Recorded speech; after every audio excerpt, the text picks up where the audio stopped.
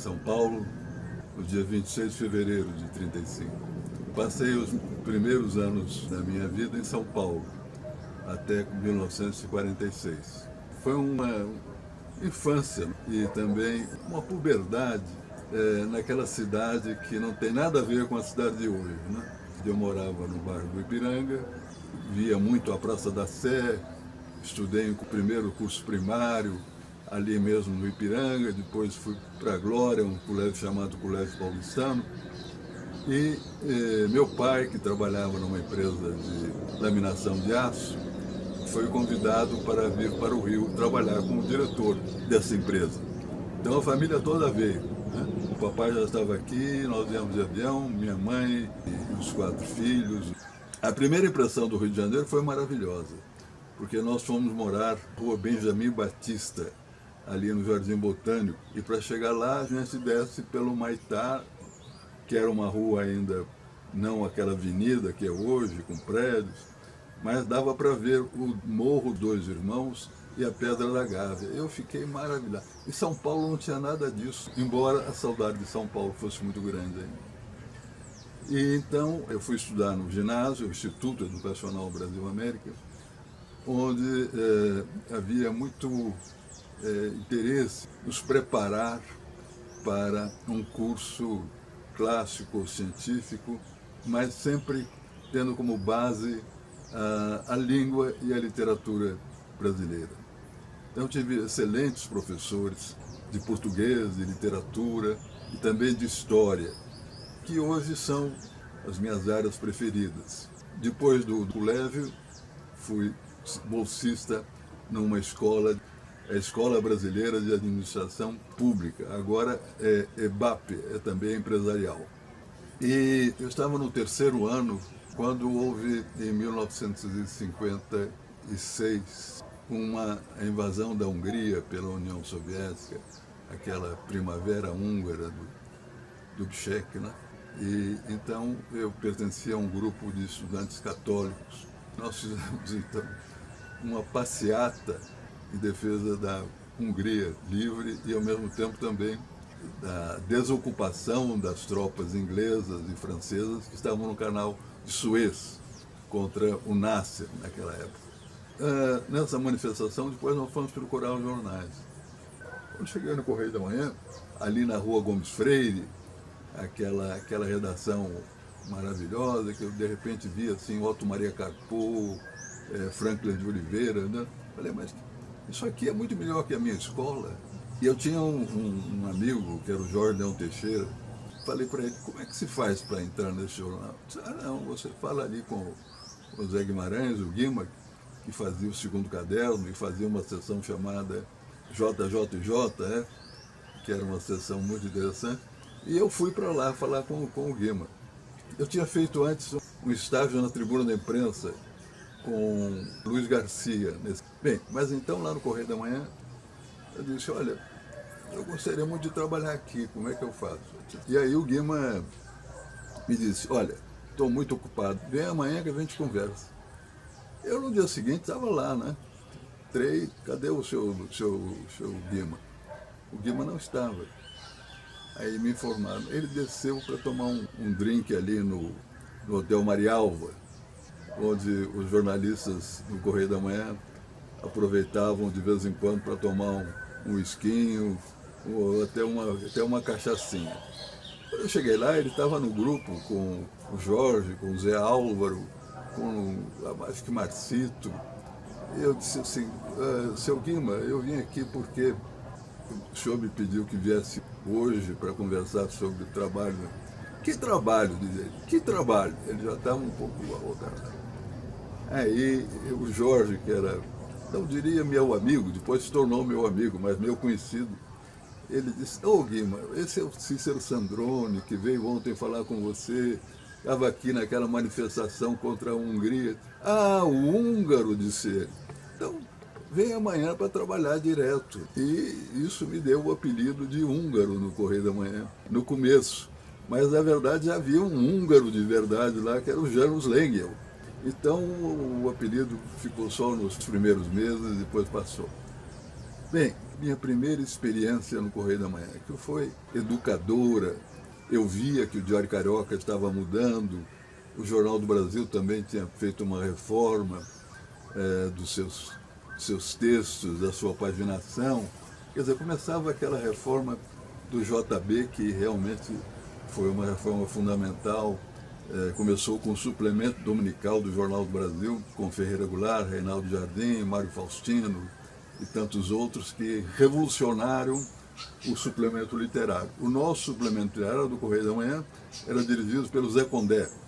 Tinha sido dirigido pelo Álvaro Lins, mas o Álvaro Lins depois foi ser chefe da Casa Civil de Juscelino e depois embaixador em Portugal, e o Zé Condé ficou fazendo o suplemento literário. Mas a gente notava que havia uma mudança, e o Correio da Manhã não estava acompanhando essa mudança, né? Até que um dia o Bahia resolveu criar um copydesk, mas com jornalistas antigos, né? Aquele negócio de lead, sublead, de direto ao assunto, menos adjetivos, menos advérbios. Essa coisa toda ainda não tinha sido agregada à redação da reportagem, a não ser nos artigos de fundo. Quer dizer, os artigos de fundo eram de primeira ordem. Era o Franklin de Oliveira, o Otto Maria Carpo, Oche Ponte, Álvaro Lins, depois mais tarde veio o Antônio Weiss, outras grandes figuras. O Correio da Manhã era conhecido pela sua combatividade, por estar sempre na oposição, a não ser nos primeiros dias de 64. Mas então eu aprendi muito lá. Eu cheguei a escrever alguns sueltos, que chamava suelto. Depois do editorial grande vinha o suelto. Sim, Luiz Alberto Bahia, que fechada o jornal, ele disse assim, agora vamos escrever o editorial. Quer dizer, aquilo era realmente uma escola de jornalismo e uma escola de vida. Eu aprendi muito lá no Correio da Manhã. Mas chegou um dia em que o Odilo Costa Filho convidou para ir para o Jornal do Brasil. Era uma reforma. Eu disse, olha, eu trabalho no Correio da Manhã. Você me convida, quanto é que você pode pagar? Se você me pergunta, eu vou dizer, eu quero ganhar 1.000. Aí ele disse, 800 está bem? Está bem. Então eu trabalhava de manhã no Jornal do Brasil e de tarde no Correio da Manhã. Depois de uma viagem que eu fiz, acho que desagradei tanto o Correio da Manhã como o Jornal do Brasil. E de repente eu fiquei sem emprego. E aí eu fui várias redações procurar emprego. Só encontrei no Globo. Ofereceram um salário que era mais ou menos equivalente aos do Jornal do Brasil e do Correio da Manhã. E isso me deixou muito animado, porque eu tinha feito a tradução de um livro chamado Introduction to Journalism, de um autor americano chamado Fraser Bond. E foi editado pela GIR. E o livro correu as redações. E esse livro me deu um prestígio que eu, na verdade, não tinha, porque eu só fui tradutor do livro. E o livro falava de todas as técnicas modernas de jornalismo, né? O Globo não tinha esse lado, digamos assim, dos intelectuais. Tinha um grupo lá de intelectuais, mas eram muito de esquerda, alguns até do Partido Comunista, né? Como Mesplé. Mas era uma escola de jornalismo mais autêntica, mais prática, mais eficiente do que a do Jornal do Brasil e a do Correio da Manhã. O Alves Pinheiro, o Francisco Alves Pinheiro, era uma fera. Ele chegava no jornal à meia-noite. E aí lia todos os matutinos e era o pauteiro. Hoje você tem 2 ou 3 pauteiros por cada jornal. Ele fazia as pautas, com a caneta tinteiro dentro de papel, e distribuía pelas mesas dos repórteres. E o pessoal tinha que chegar cedo, porque o Globo era vespertino. Então eu tinha que chegar lá às 6 da manhã. Eu morava aqui no Largo Boticário, praticamente recém-casado, e eu não tinha carro. E também não tinha telefone. Naquela época era difícil ter telefone, né? Pegava o ônibus e ia para lá, para o Globo. Na minha mesa já tinham 3 ou 4 pautas. Algumas para telefonar e algumas para sair com o carro para fazer a reportagem. O Globo era um jornal, digamos assim, que o Pinheiro exigia. Quando chegava uma figura importante, marcação homem a homem. Você tinha que ficar o tempo todo vendo o que ele fazia, o que ele não fazia, contava. E a primeira vez que eu fui uma entrevista coletiva do Fidel Castro, da primeira vez que ele veio ao Rio de Janeiro, ao Brasil, foi lá na BI, e o Fidel ainda não tinha manifestado essa ideia de que era comunista. Mas na plateia, você sabe como é a BI, né? Tinha aqueles pessoal do partidão, né, que estava apoiando o Fidel Castro, né? E tinha jornalistas. Eu adorava o Fidel Castro, né? Naquele momento estava todo mundo encantado com aquela revolução de Sierra Maestra. E quando chegou a minha vez de perguntar, eu perguntei: comandante, nós vivemos hoje numa democracia a partir de 45, 46, quando um ditador foi derrubado. A revolução de Sierra Maestra, comandada pelo senhor, derrubou um ditador. Agora, quando é que vão fazer eleições democráticas? E para quê? Ele ficou furioso, ele batia na mesa, dizia: tu não eras periodista, tu eras um provocador. E foi meio chato, né? Aí o Herbert Moses, que estava lá dirigindo a sessão, disse: não, ele é jornalista, é um jornalista do jornal que eu sou diretor, o Globo. Bom, eu saí da entrevista assim, chateado, né? Porque da primeira vez que eu encontro com o homem vem com essas acusações contra mim. Quando cheguei no jornal, disse: Piero, é melhor mandar outro, porque Fidel Castro não gostou de mim e eu não vou ficar atrás dele, como é o estilo da reportagem do Globo. O Alves disse assim: não, vai, continua. E eu continuei. Mas sempre o Fidel me olhava assim, meio de esguelha, meio de... assim, olhava para mim como dizendo assim: esse cara aí é um provocador. Eu não... Bom, também não perguntei mais nada. Só anotava o que ele fazia, como é que ele fazia. E ele começou a se acostumar com a minha presença. Qualquer lugar que ele ia, eu ia também. Quando ele ia para Buenos Aires, um avião Britannia, que era o avião da Força Aérea Cubana, eu fui fazer a cobertura. Aí perguntei as suas últimas palavras antes de deixar o Brasil. E ele começou a falar, mas nós dois andávamos e ele é um gigante, né? Me abraçou e assim nós fomos caminhando. Eu me lembrei do filme Casablanca, com Humphrey Bogart e Claude Rains, que disse: você precisa visitar Cuba, em espanhol, é claro. Eu disse: eu acho que eu vou. E no dia seguinte o Globo publica na primeira página a foto do Fidel Castro com o repórter do Globo.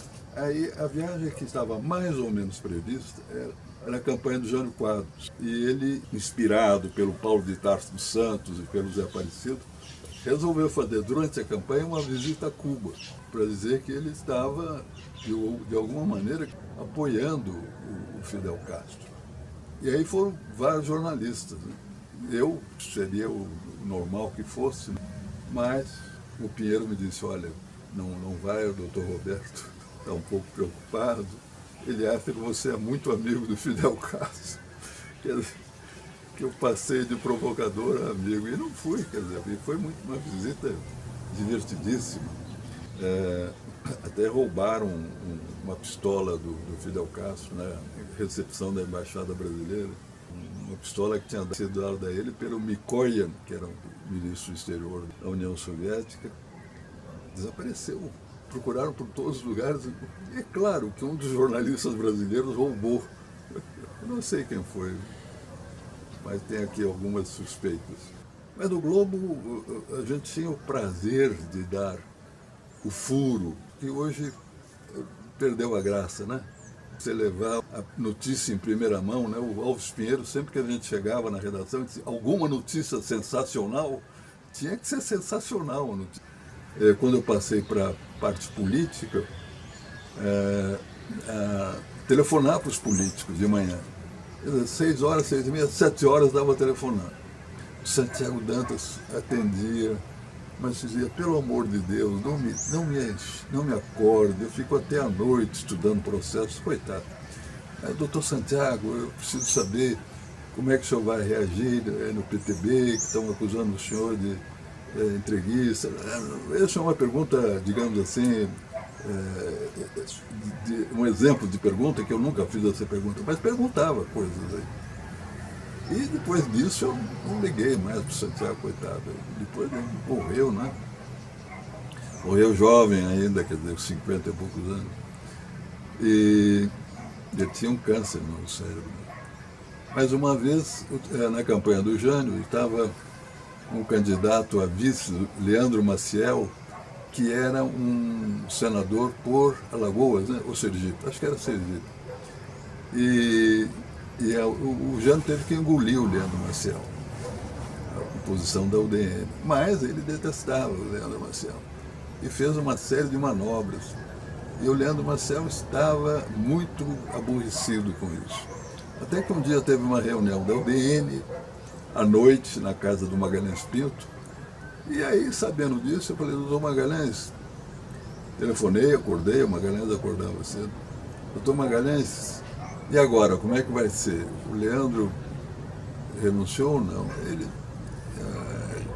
renunciou. Bom, e foi dormir, bateu o telefone e foi dormir. Aí eu liguei para o Zé Aparecido, que era um assessor dele. Aí eu acordei o Zé dormia até tarde. O Zé, o doutor Magalhães Pinto disse que o Leandro renunciou, você confirma? Disse, olha, você me acorda muito cedo, mas eu confirmo sim, ele renunciou. Aí, às 9h30, 10 horas, eu tinha a notícia sensacional, o Leandro Maciel renuncia à candidatura a vice. E o Globo deu em manchete. E assim que saiu o Globo, o Leandro Maciel convocou uma entrevista coletiva à imprensa para dizer que aquilo era mentira, que não tinha renunciado coisa nenhuma e que ia continuar. E aí o doutor Roberto ligou lá para o Magalhães Pinto e o Magalhães confirmou a notícia. E ele, à noite, ele já disse, olha, realmente, não tem jeito, eu renuncio. E aí o doutor Roberto, que era um gentleman, uma pessoa que realmente sabia lidar com os seus empregados, publicou na primeira página, né? O Globo confirma a notícia do repórter, não botava, de ontem, que Leandro Maciel realmente renunciou. E aí vinha uma matéria grande sobre a política.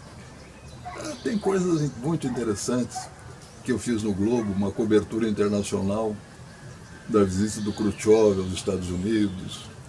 Foi muito bom ver com o Khrushchev. E depois participei de um seminário na Universidade de Stanford, na Califórnia, sobre situação do mundo, situação... aquele momento era um momento difícil, né? 59, a visita do Khrushchev foi para aliviar um pouco a Guerra Fria, né?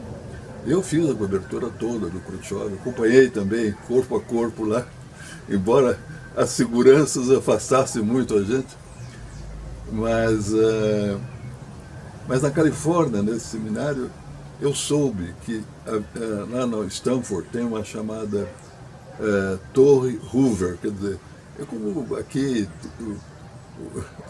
os presidentes que saem deixam seus documentos num lugar, né? Nós sabemos que Sarney tem o seu memorial lá no Maranhão, o Lula tem o Instituto Lula, e a Torre Hoover foi chamada assim porque o Herbert Hoover foi um presidente que tinha um interesse muito grande, antes da guerra, de fazer uma relação mais amigável com a União Soviética. E tem todos os documentos da diplomacia americana e soviética. E o diretor era um sujeito chamado Alexander Kerensky. Quando eu soube isso, eu fiquei realmente fascinado. O Kerensky está vivo. O Kerensky foi o primeiro presidente ou primeiro-ministro da Rússia quando os bolcheviques e mencheviques, os comunistas, assumiram o poder. E ele ficou 9 meses como presidente da Rússia. Me lembro que Adolfo Bloch se gabava de ter feito lá na gráfica dele em Jitomir, na Ucrânia, dinheiro para o governo do Kerensky. Deve ser, valeu muito essas notas aí entre colecionadores. O Kerensky me recebeu E aí eu fiz uma matéria com ele, quer dizer, foi a primeira matéria que se fez com o Kerensky, Alexander Kerensky. Ele veio a falecer em 72. Eu até publico agora no próximo livro o relato desse encontro. Então o Globo, eu aprendi muito também no Globo e só tenho palavras de agradecimento ao Roberto Marinho pela maneira como me tratou. Mas o Jânio eleito, o Zé Aparecido, que era o secretário pessoal particular, insistiu que eu fosse para Brasília, trabalhar lá, uma espécie de ligação entre a prefeitura, que o prefeito era meu amigo, Paulo de Tarso, e o Palácio Planalto. E foi uma boa experiência também política, e ao mesmo tempo nós tivemos a visita do Che Guevara, né? Quando o Jânio condecorou o Che Guevara, né?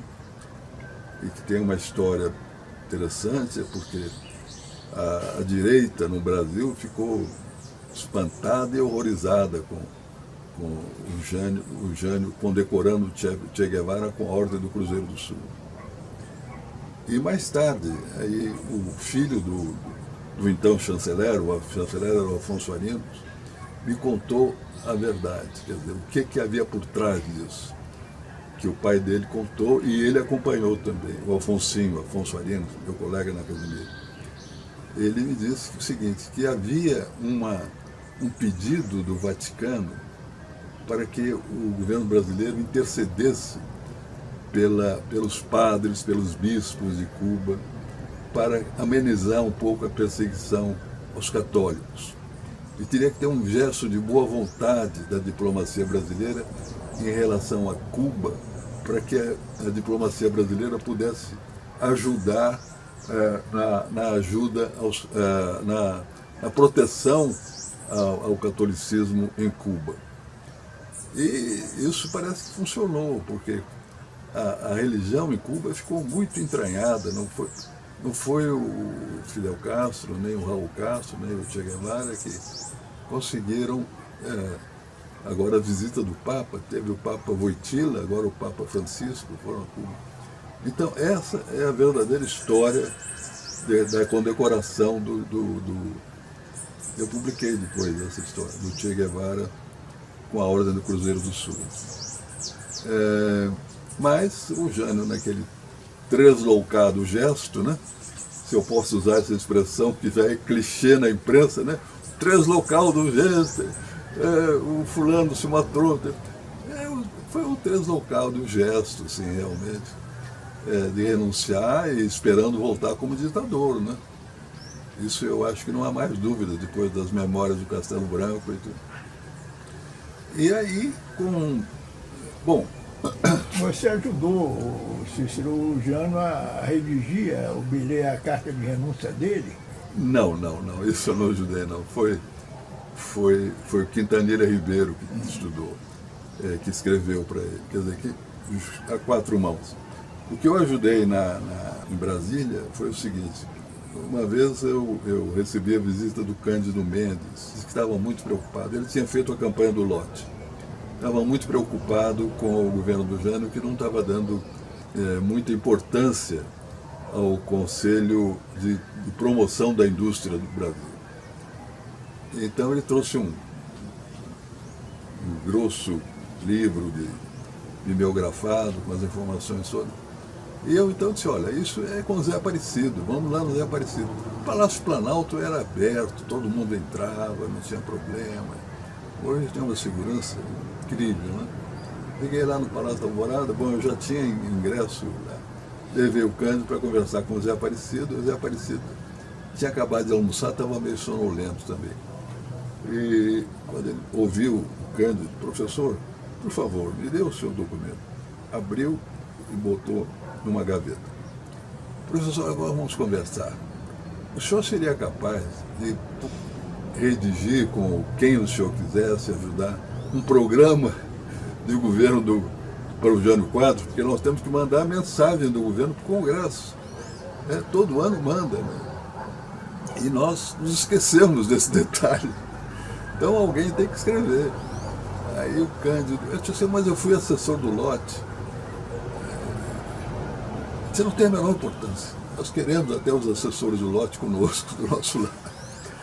E aí eu trabalhei com o Cândido na preparação convidamos vários intelectuais aqui do Rio de Janeiro, economistas, historiadores, sociólogos, e o Cândido foi o redator final dessa primeira mensagem que foi enviada ao Congresso e que teve muito sucesso, que era uma mensagem ao mesmo tempo da tradição, do respeito à democracia, mas também com algumas ideias de esquerda de alguns dos redatores.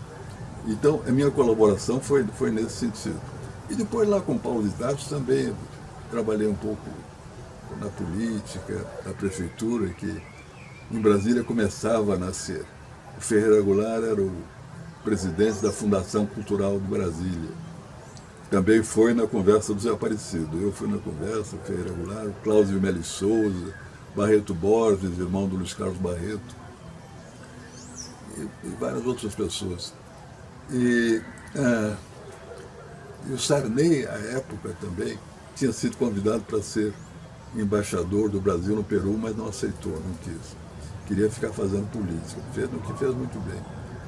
E então nós ficamos muito amigos, e eu fui o único que mudei para Brasília com a família desse pessoal. Então o pessoal se reunia lá em casa, era muito bom. Castejão Branco, você lembra do Castejão Branco? Que trabalhava no Senado, trabalhava como redator do Diário da Noite no Senado. Enfim, foi uma época boa também, mas assim que o Jânio renunciou, não tinha mais nada a fazer lá em Brasília. Veio a questão do Jango, do Tancredo Neves, eu até podia ficar em Brasília. Tinha os jornais, o Diário, o Correio Brasiliense, que era dos associados, né?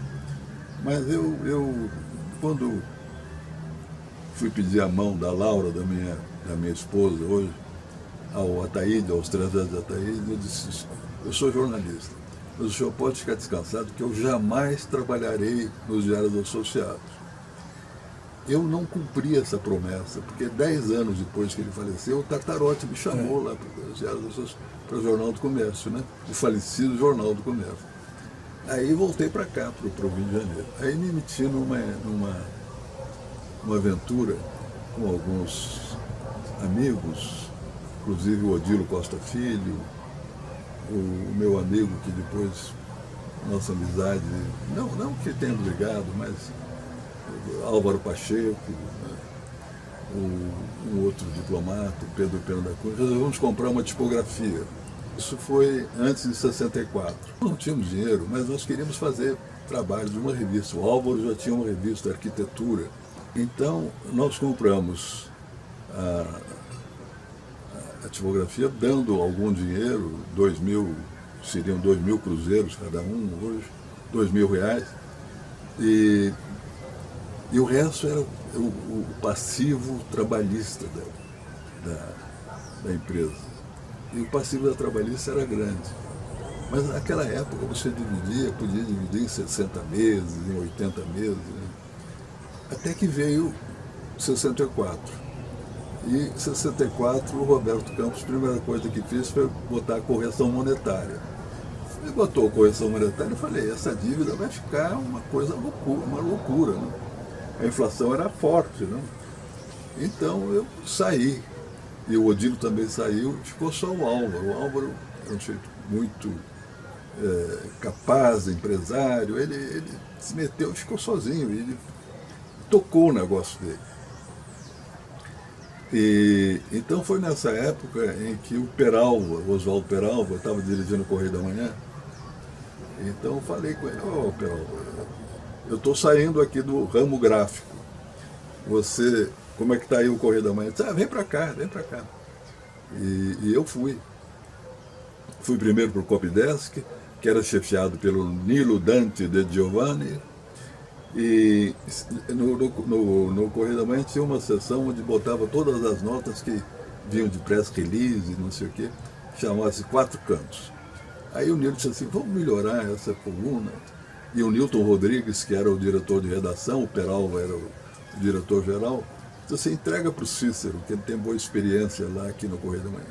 E eu comecei, o Nilo também sugeriu isso, e eu comecei a fazer essa coluna, tirando tudo que era de press release e fazendo uma coluna política, com informações, com comentários, uma espécie de informe JB do Jornal do Brasil, que já estava, começou como segunda sessão, né? Aí os militares reclamaram, segunda sessão não pode, porque a segunda sessão é da área de inteligência, agora é a quinta sessão, né? Então tiraram a segunda sessão, era o Pedrinho Miller que fazia, depois veio o Pedro Gomes, depois veio o Walter Fontoura, e foi na época em que Walter Fontoura fazia o Informe JB que eu então dei vida ao Quatro Cantos. Aí na época da chamada Revolução, da ditadura militar, né? O Correio da Manhã, uma semana depois de apoiar o golpe, eles voltaram à oposição. Eu fiz muitas colunas de oposição, sempre entremeadas com algumas notícias de fatos corriqueiros da cidade, mas a abertura era sempre aquilo que eu tinha aprendido no Correio da Manhã do início, o suelto. O Quatro Cantos foi uma coluna bem dura com os militares, mas ao mesmo tempo às vezes eu fazia um certo sarcasmo também. E hoje eu até me arrependo disso, porque não umas notas irônicas, mas eu devia fazer uma coluna mais séria, mas tudo bem, para dar a ideia da ironia que era possível fazer no governo do Costa e Silva antes do AI-5. E não fui preso, não fui intimado, nem nada. Política e indústria automobilística. Política e indústria automobilística andam muito ligadas. Na época do governo do Juscelino Kubitschek, apareceu o JK. Na época do João Goulart, apareceu a jangada. Agora, na época do Marechal Costa e Silva, aparece o Corcel. No Correio da Manhã teve aquele problema também. Quando a dona Neomar já não tinha mais dinheiro, ou sei lá, ela podia vender uns quadros dela e salvar o Correio da Manhã, né? Não vendeu e depois veio um incêndio e queimou tudo. Mas então, o Correio da Manhã tem a história que você deve conhecer, né?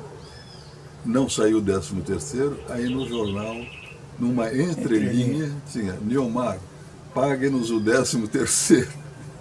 Em 68, 69, a censura aumentou, e aí vieram os militares que invadiram, prenderam a dona Neomar e tudo. E, então eu disse, olha, não tem mais sentido ficar fazendo, porque eu faço a coluna, o cara corta tudo, como é que eu vou fazer? Tem que fazer de novo, né? Então, eu vendo que o jornal tinha sido arrendado por alguns empresários, inclusive o Marcelo, né, a família Lencar, então eu deixei. E recebi um convite do Murilo Melo Filho para ir para a Manchete. Trabalhávamos na Manchete, o Justino Martins era o diretor da revista, e o Adolfo Bloch saiu um dia com o Raimundo Magalhães para fazer pesca submarina. É claro que não mergulhava nem nada, né? Na pesca submarina não, era pesca mesmo. E nesse dia parece que alguém jogou um peixe lá na água e ele pescou o peixe. Pegaram na peixaria, jogando, pescou o peixe. E trouxe o peixe para ser assado e tudo. E quando foi assado, ele entrou na sala da redação da Manchete e colocou o prato, assim, olha aqui, Cícero, olha o peixe que eu pesquei. Aí botou na minha mesa. Eu estava trabalhando. Aí eu simplesmente saí da sala e fui embora para casa. Como é que desrespeito é esse? Botar, mesmo que seja uma oferta para mim, que não era uma. Olha aqui, Cícero. Mas aí no dia seguinte ele chegou e telefonou e voltei para a redação. coisas assim que aconteceram na Manchete também são muito típicas. Tem histórias incríveis, né? Do Oscar Bloch, por exemplo. O Oscar Bloch era o sobrinho dele, né? E vice-presidente da empresa. Aí então ele me chamou um dia, quando eu logo entrei, e disse assim: Cícero, eu conhecia ele aí. Vou te dizer uma coisa. Aqui, a empresa Bloch, o primeiro é o Adolfo Bloch. E eu sou o segundo. Mas quando o Adolfo é o primeiro, o segundo é o 17º, compreende? Quer dizer, havia uma diferença muito grande entre eles. Eu falei: Oscar, eu estou aqui para trabalhar, né? Vamos lá. Eu sempre disse isso: o Adolfo era a fonte de todo o bem e de todo o mal da revista Manchete. Ele permitia que se vendesse as páginas na Manchete para políticos, para administradores. E uma vez o Zé Rodolfo Câmara fez um acordo lá com o estado do Piauí para trazer 4 páginas, custava um dinheiro enorme do governo do Piauí. Aí o Adolfo ouviu aquele negócio assim: não, Piauí é muito pobre, a gente não vai aceitar isso não, Piauí é muito pobre, eu não quero. Aí o Zé Rodolfo Câmara pegou uma mala de dinheiro: não, o pagamento veio em dinheiro. O Adolfo disse: tá bom, então a gente faz. E agora, a televisão acabou com a Manchete, né? Aí minha carreira na Manchete foi também meio tumultuada, porque a redação tinha Narceu de Almeida, Irineu Guimarães, Raimundo Magalhães Júnior, Ironeida Sturda, Roberto Mugiati, Rui Castro. E nós queríamos fazer uma revista da Manchete, uma revista. Mas o Oscar Bloch queria botar matérias pagas como se fossem reportagens. É um absurdo isso. No Correio da Manhã, quando tinha uma matéria a pedido, botava a nota fiscal do recibo, o número da nota fiscal. Hoje eles chamam de informe publicitário, né? Fica um pouco diferente. Mas não, na Manchete era tudo como se fosse reportagem normal da revista. E então chegou um momento que eu disse: olha, não posso mais ficar aqui não. Aí eu disse para o Adolfo: olha, Adolfo, eu saí da Manchete. Depois disso... Você ganhou um prêmio extra de melhor contribuição na empresa. Não ganhou? Antes de sair da Manchete, eu fui diretor da revista Tendência. Eu dei lá um jeito na revista e, claro, tinha colaboradores, o Jorge França, conheceu, né? Tinha gente boa. Pela primeira vez, o Prêmio ESSO não fez festa de doação do Prêmio ESSO.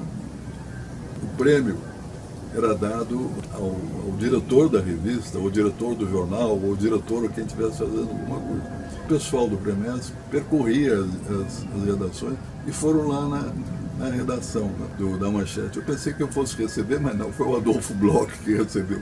Mas está no registro que eu que recebi. Bom, enfim, mas eu fui júri do Prêmio ESSO, depois do Prêmio Embratel, né, durante algum tempo. Agora acabaram com os dois, né, Prêmio ESSO e Embratel. O Walter Fontoura soube que eu tinha saído e gostava muito da minha coluna, que emulava com a dele, né, e era o chefe da redação, e me convidou para ir fazer. E eu fui primeiro redator do Caderno B, né, que também tinha gente muito boa, tinha aquelas repórteres ótimas que alguém chamava de J-Betes, né? Suzana Schild. Você fez o Informe JB. Hein? Você fez o Informe JB, você foi redator de Informe JB. Sim, depois do Caderno B, aí eu passei para o Informe JB, que também era um informe de oposição, né?